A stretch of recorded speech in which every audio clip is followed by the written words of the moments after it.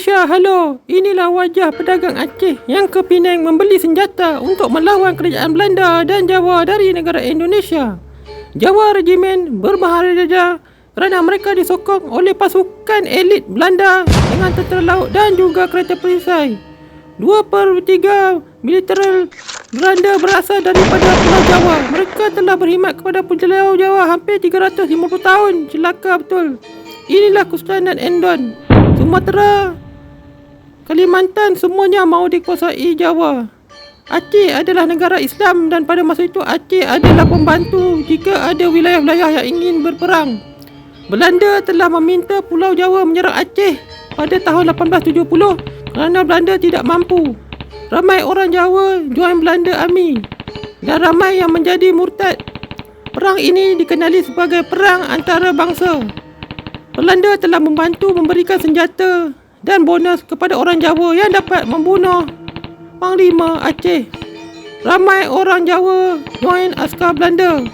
Pasukan Pulau Jawa sangat benci Kesultanan Aceh kerana Kesultanan Aceh dapat mengalahkan Pulau Jawa sejak daripada zaman Majapahit hinggalah ke zaman Demak. Perang Salib Indonesia vs Sumatera berlaku selama 200 tahun. Pada masa ini, orang Jawa dibantu tentera Belanda telah menyerang Aceh dengan menggunakan tentera udara dan tentera laut. Tentera darat Belanda tidak mampu untuk bertempur dengan askar Aceh di dalam hutan perang gerila. Tahun 1873, Jawa telah menyerang Aceh beberapa kali, malangnya mereka gagal. Sehinggalah kerajaan Aceh dikepung oleh Inggeris dan juga Belanda. Militer Pulau Jawa pada masa itu hanyalah menjadi hamba abdi kepada Belanda. Mereka berusaha dengan keras untuk mendapat kepercayaan Belanda, iaitu habuan dari segi pelbagai yang Belanda akan berikan dalam Perang Salib ini. Walaupun militer Belanda dibantu oleh puak yang ramai kerana mereka mempunyai company Belanda yang hebat, iaitu company murtad Pulau Endon. Ini adalah nenek moyang Soekarno. Kehebatan company murtad Pulau Endon ini ialah mereka mempunyai berbagai agama atau segala teknikalnya adalah murtad. Celaka. Kehebatan company murtad ini ialah mereka telah murtad, berani mati dan mereka menyerang orang Islam tanpa ada belas kasihan. Mereka ini adalah keturunan Marcos Negro Hitam dan selepas itu Belanda telah membawa kumpulan Rondo Iring. Belanda juga telah membekalkan meriam kepada company Rondo Iring ini yang dahagakan darah kerana mereka ini sangat berpotensi dan sangat fleksibel. Belanda juga telah memberikan rumah dan juga pangkat kepada bangsa Pulau Jawa ini kerana mereka ini sanggup membunuh pribumi dan juga dahagakan darah. Sehinggalah kerajaan Aceh tumbang. Bukan saja kerajaan Aceh tumbang, kerajaan-kerajaan lain juga tumbang. Ia dikenali sebagai Perang Salib. Senjata yang mereka gunakan adalah datang daripada Belanda. Pulau Endon amat menggurunkan. Askar mereka sangat kejam. Mereka adalah veteran-veteran Parti Komunis Indonesia. Pulau Endon berjaya menjajah Sumatera, Riau, Kalimantan dan melaksanakan serangan bumi hangus. Company ini bergerak dengan bangsa pribumi dan mereka hanya balik jika mereka menang perang.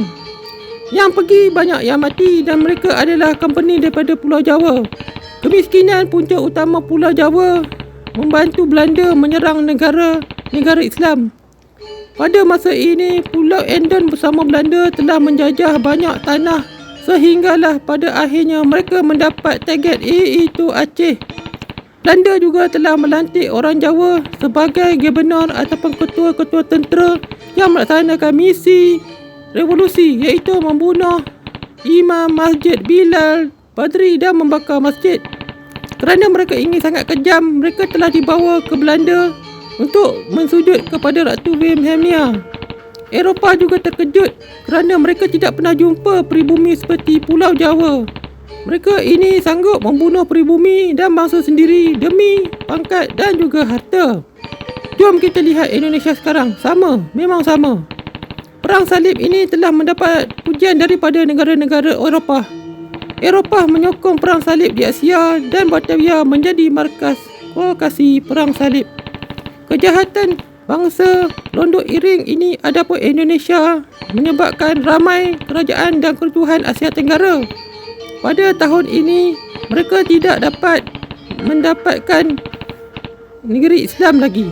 Dan akibatnya, pasukan Jawa telah digunakan oleh Belanda untuk mandi darah, mematikan kerajaan-kerajaan Riau, Kalimantan, Makassar dan juga hingga ke Papua. Mereka ini sangat kejam dan mereka adalah keturunan pengkhianat. Jawa Island sangat jahat. Mereka menanam orang hidup-hidup dan mendapat pujian kerajaan Belanda. Inilah Jawa punya sultan yang disimpan oleh Belanda. Inilah negara-negara yang dijajah oleh Pulau Jawa United bersama bantuan senjata Belanda. Belanda juga menjual orang Melayu, Jawa, Rawa, Batak, Bugis ke Asia Tenggara sebagai membayar cukai. Taktik bakar hapus yang digunakan Suharno disebabkan Sukarno adalah bekas veteran askar Belanda. Pada Revolusi Jawa Komunis Ketuanan Jawa, orang Jawa menggunakan nama Indonesia untuk membunuh ketua-ketua negeri di Sumatera yang menentang mereka. Mereka dibunuh dengan cara yang amat kejam. Sukarno pada masa yang sama mahu menyatukan Asia Tenggara kerana kaum Jawa adalah bangsa yang populasi tinggi lebih ramai daripada bangsa Thailand. Pulau Jawa kalau kita ingatkan adalah sebuah yang negara gila kuasa. Negara Eropah memuji penghapusan kerajaan Islam yang dilakukan oleh keturunan Sukarno. Sukarno akhirnya tewas pada tahun 1967 dan tembelang mereka pecah. Tapi ianya sudah terlambat. Ingatlah kerosakan yang dibuat oleh Pulau Jawa dan Indonesia. Jadi sebagai negara Malaysia, kita kena mengingatkan anak cucu kita supaya lepas Jepun tewas, Indonesia giveaway Jepun ini adalah penjajah di Asia Tenggara. Bye-bye.